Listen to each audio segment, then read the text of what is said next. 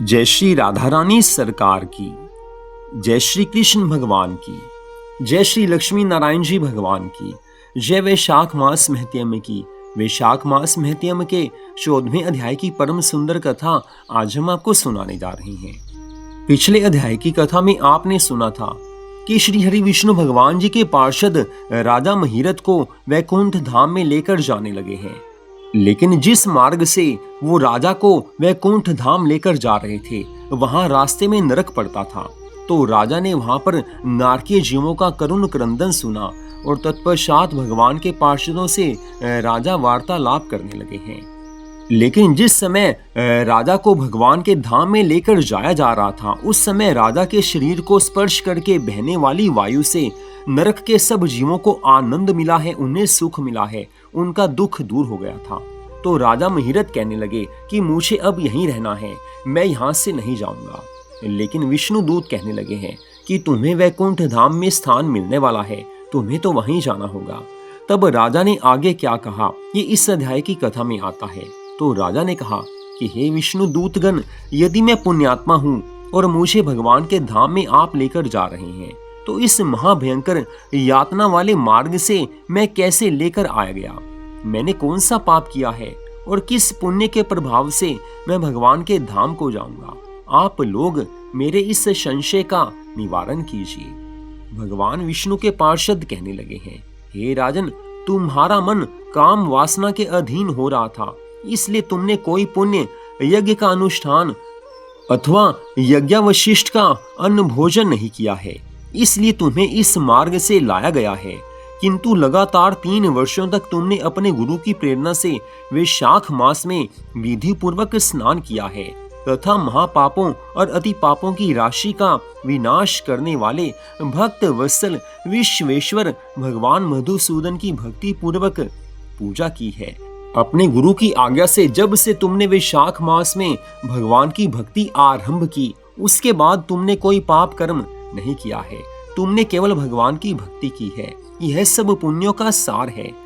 केवल इस एक ही पुण्य से तुम देवताओं द्वारा पूजित होकर श्री विष्णु धाम को लेकर जाए जा रहे हो। हे राजन, जैसे एक ही चिंगारी पड़ने से तिनकों की राशि भस्म हो जाती है, उसी प्रकार वैशाख मास में प्रातः स्नान करने से पाप राशि का विनाश हो जाता है।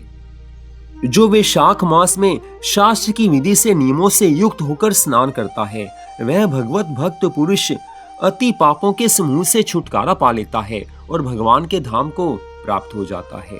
धर्मराज आगे ब्राह्मण देवता से कथा का वर्णन करते हुए कहने लगे हैं कि हे ब्राह्मण देवता, उस समय राजा के मन में अपूर्व दया का संचार हुआ है।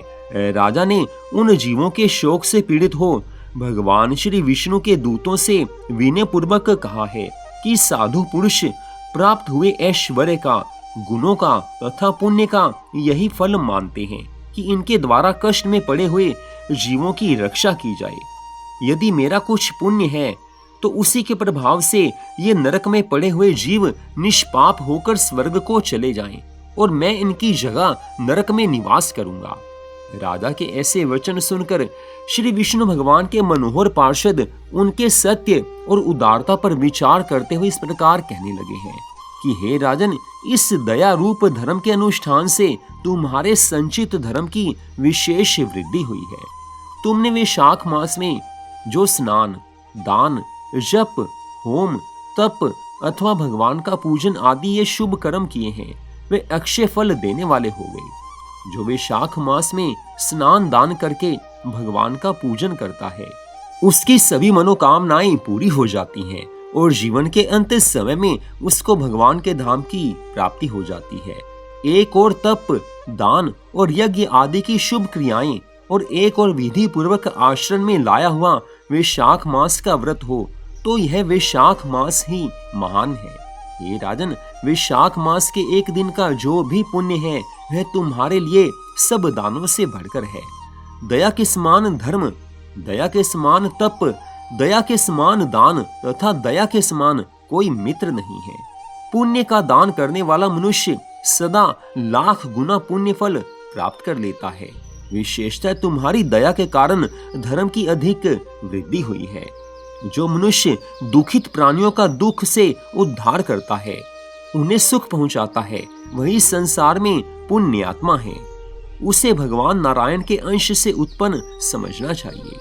हे वीर, वैशाख मास की पूर्णिमा को तीर्थ में जाकर जो तुमने सब पापों का नाश करने वाला स्नान दान आदि पुण्य किया है, उसे विधिवत भगवान श्री हरि को साक्षी बनाकर 3 बार प्रतिज्ञा करके इन पापियों के लिए दान कर दो, जिससे ये नरक से निकलकर स्वर्ग को चले जाएं। हमारा तो ऐसा विश्वास है कि पीड़ित जंतुओं को शांति प्रदान करने से जो आनंद मिलता है, उसे मनुष्य स्वर्ग और मोक्ष में भी नहीं पा सकता है। हे सौम्य, तुम्हारी बुद्धि दया एवं दान में दृढ़ है। इसे देखकर हम लोगों को भी उत्साह होता है। हमें उस क्षण आनंद मिलता है जब किसी मनुष्य के अंदर दया भावना को हम देख लेते हैं। हे राजन, यदि अब तुम्हें अच्छा जान पड़े तो अब बिना देरी किए इन्हें वह पुण्य प्रदान करो जो नरक यातना के दुखों को दग्ध करने वाला है। आज भगवान विष्णु के पार्षदों के ऐसे कहने पर दयालु राजा महिरथ ने भगवान गदाधर को साक्षी बनाकर 3 बार प्रतिज्ञा पूर्वक संकल्प करके उन पापियों के लिए अपना पुण्य अर्पण कर दिया है। वैशाख मास के एक दिन के ही पुण्य का दान करने पर वे सभी जीव यम यातना के दुख से मुक्त हो गए हैं, नरक की यातना के दुखों से मुक्त हो गए हैं। फिर अत्यंत हर्ष में भरकर वे श्रेष्ठ विमान पर आरूढ़ हुए हैं और राजा महिरथ की प्रशंसा करते हुए उन्हें प्रणाम करके स्वर्ग लोक को चले गए हैं। इस दान देने से राजा को विशेष पुण्य की प्राप्ति हो गई। मुनियों और देवताओं का समुदाय उनकी स्तुति करने लगा तथा वे जगदीश्वर श्री विष्णु भगवान के पार्षदों द्वारा अभिवंदित होकर उस परम पद को प्राप्त हो गए जो बड़े बड़े योगियों के लिए भी अत्यंत दुर्लभ माना जाता है। इतनी कथा सुनाकर आज धर्मराज ब्राह्मण देवता से कहने लगे हैं, हे द्विज श्रेष्ठ, यह वैशाख मास और पूर्णिमा का कुछ महात्म्य यहाँ थोड़े में बताया गया है। यह धन, यश, आयु तथा परम कल्याण प्रदान करने वाला है। इतना ही नहीं, इससे स्वर्ग और लक्ष्मी की भी प्राप्ति होती है।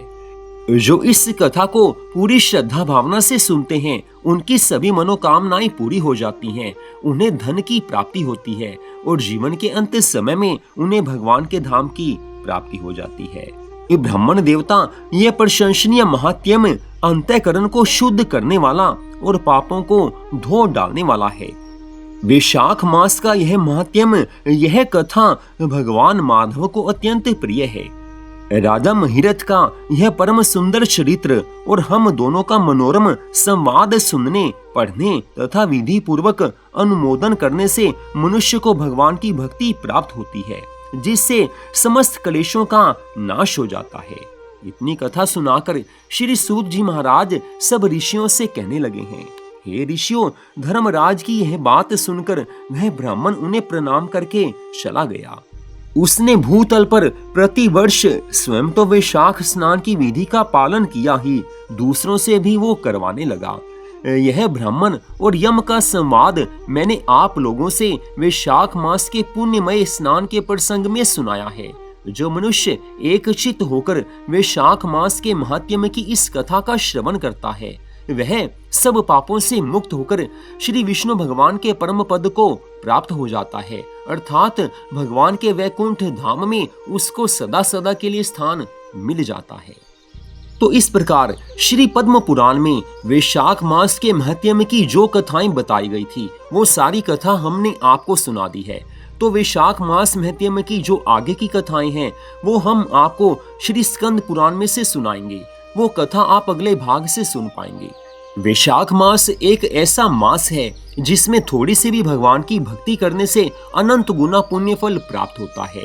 राजा महिरथ की कथा से स्पष्ट पता चलता है कि जिस राजा ने जीवन भर पाप कर्म किए थे, उस राजा ने एक बार अपने गुरु महाराज के कहने पर वैशाख मास में प्रातः स्नान के नियम का पालन करना आरंभ कर दिया, भगवान की भक्ति करनी आरंभ कर दी, जिससे उसके सभी पाप नष्ट हो गए थे उसने नरक के जीवों को भी स्वर्ग में पहुंचा दिया, अपने पुण्य कर्म का फल उन्हें दिया और वो भी स्वर्ग लोक को चले गए और राजा महिरथ को सदा सदा के लिए भगवान के वैकुंठ धाम में स्थान मिल गया।